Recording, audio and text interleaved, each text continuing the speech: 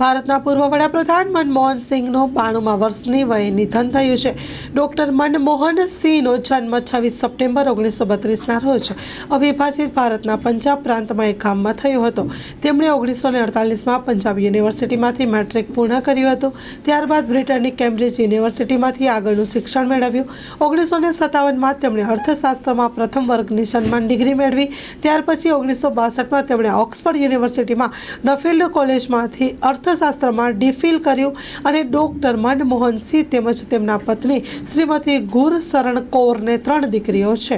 Doctor Manmohan Singh 2004થી 2014 સુધી ભારતના વડાપ્રધાન હતા। એ પહેલાં તેઓ ભારતના નાણામંત્રી અને નાણાં સચિવ પણ રહી ચૂક્યા છે। પૂર્વ પીએમ મનમોહન સિંહનું દિલ્હીની એમ્સ હોસ્પિટલમાં નિધન થયું છે। સાંજે તેમની તબિયત બગડતા તેમને એમ્સમાં દાખલ કરવામાં આવ્યા હતા, જ્યાં તેમનું અવસાન થયું હતું।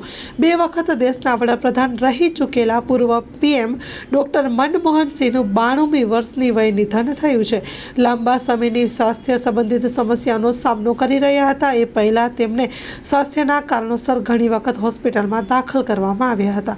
એમ્સ તરફથી ગહન શોક સાથે ભારતના ભૂતપૂર્વ વડાપ્રધાન ડૉક્ટર મનમોહન સિંહ 92ની વર્ષે નિધન થતાની જાણ કરે છે અને વય સંબંધિત તબીબી પરિસ્થિતિઓ માટે સારવાર કરવામાં આવી રહી હતી।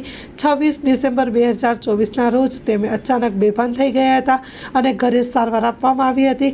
રાત્રે 8 અને 6 વાગ્યે નવી દિલ્હીની એમ્સ મેડિકલ ઇમરજન્સીમાં લાવવામાં આવ્યા હતા। તમામ પ્રયાસો છતાં તેને જીવિત ન કરી શકાયા અને રાત્રે 9 અને 51 વાગ્યે તેમને મૃત જાહેર કરવામાં આવ્યા હતા। ભગવાન પરમાત્મા પૂજ્ય દિવ્ય શક્તિ તેમની પરમાત્માને શાંતિ અર્પે તેવી પ્રભુ ચરણમાં પ્રાર્થના।